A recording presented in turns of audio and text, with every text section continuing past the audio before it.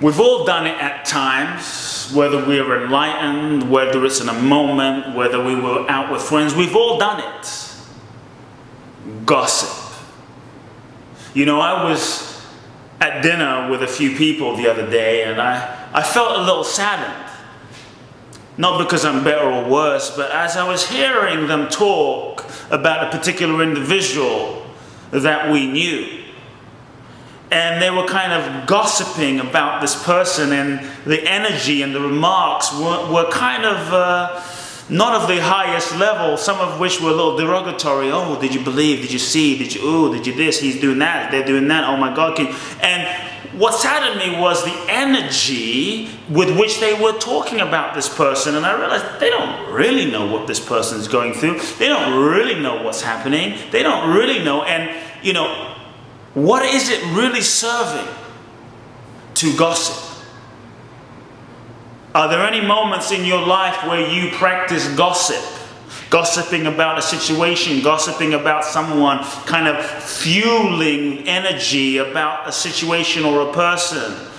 What does it serve? Does it really serve? Does gossiping really serve you? Does it really serve that person? Does it serve the expansion of love? Before we speak about other people, especially when they're not there, I feel we have a responsibility to ask ourselves, does what I'm saying, is it actually expanding love right now, or is it just fueling negativity? When you gossip, what does it really serve? When you gossip, all it really does ultimately is disconnect you from yourself, disconnect you from your heart, from your love, from your higher potential, from your higher frequency. When you gossip, all it does is bring you down and affect your energy even more so than the person out there. It serves nothing. I invite you today to give up gossip about other people. Because we really don't know other people. We're all doing the best that we can do. The best that we can do. I mean, to be alive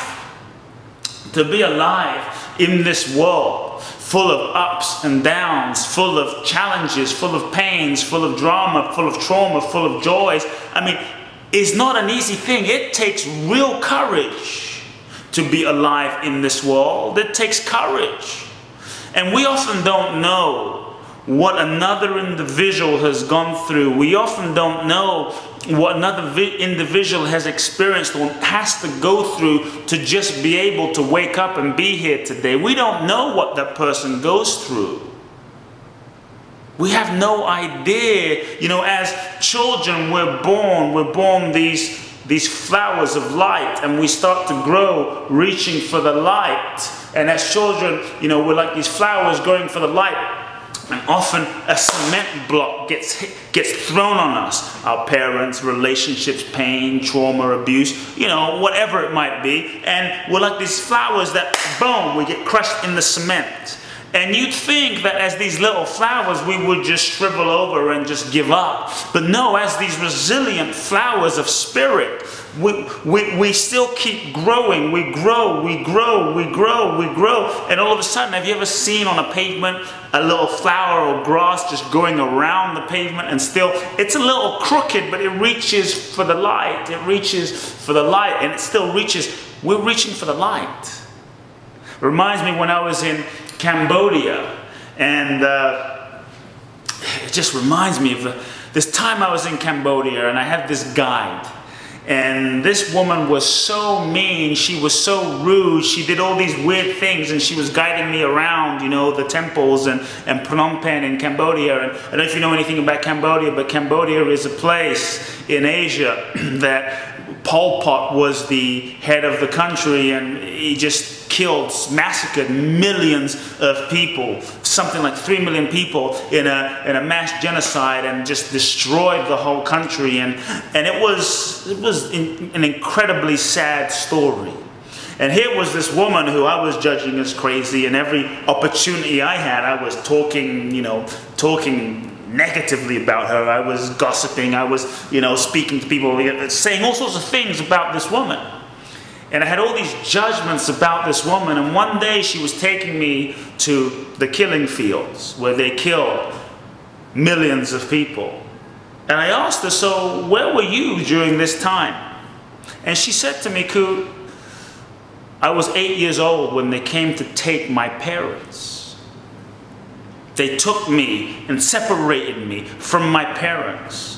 And they took them away, told us nothing. They marched hundreds of children, thousands of children in chains up to the north of Cambodia. And we had to work in a field, and we were told nothing, and we pretty much thought our parents were dead, and it was painful, and we cried every day, and we had torture, and it was just so sad, and I just thought that was it. And we were all in so much pain. And as she was sharing the depth of her story with me, my tears started to weep. My eyes started to weep, and I felt so, I guess at first I felt saddened, then I felt kind of ashamed of myself, because I realized that I had all these judgments. I had been saying all these negative things about this woman during the few days she was guiding me, to everyone around me. And I was spinning the story about how terrible this woman was, and how mean she was, and all these things. And in that moment I felt such compassion, such humility, on a level such shame, because I realized what she had gone through in her life was so profound, so traumatic, so challenging. And the fact that she could sit before me today at that moment telling me about her country.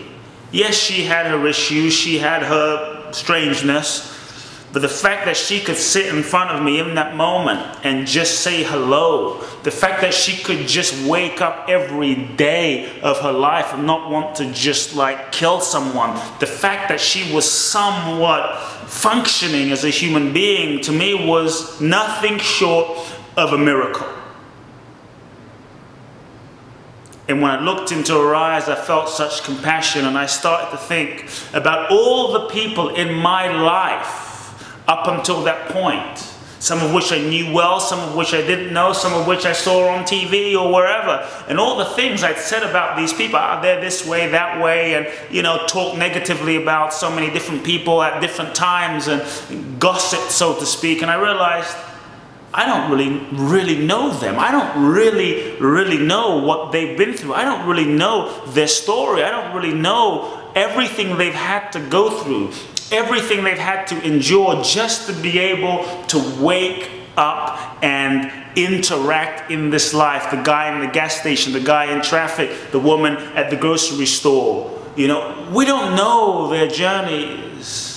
And I think that humbled me and opened my heart, where I decided in that moment I would do my best to not speak negatively, unnecessarily negatively about someone, especially when they weren't in my presence. I would do my best to not gossip about people and fuel hatred, fuel suffering, fuel that energy that serves nothing. That was a moment when I looked at this woman in Cambodia, where I realized we're all on a journey, we're all souls on a journey, doing the best we can do, given what we have at that particular time in our lives. And it serves nothing for me, it serves nothing for their evolution and their process, it serves nothing for the evolution of humanity for me to fuel negativity through my gossip. That was the moment I gave up gossip.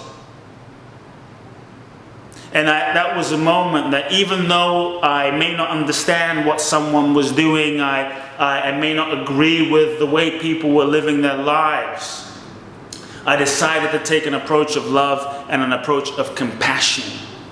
Don't have to be friends with them, don't have to like them, but from afar I could send them love. And rather than fuel that energy, that I believe that when you send people in your life love, instead of negativity, instead of gossip, instead of fueling that, when you just send them love, you will impact them, you will serve them, and in the process of sending them love, you open yourself that you will impact yourself even more, and be a stand.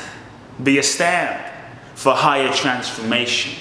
So where in your life do you gossip? Who in your life do you gossip about? What do you get out of it? Is it drama? Is it cheap entertainment? Does it make you feel good? I invite you today to take a vow, a love vow, to give up gossip in your life. It's kind of like giving up sugar, giving up what doesn't serve you, to give up gossip in your life and remember when you meet people, to remember who they really are, to see them as souls and love them as souls.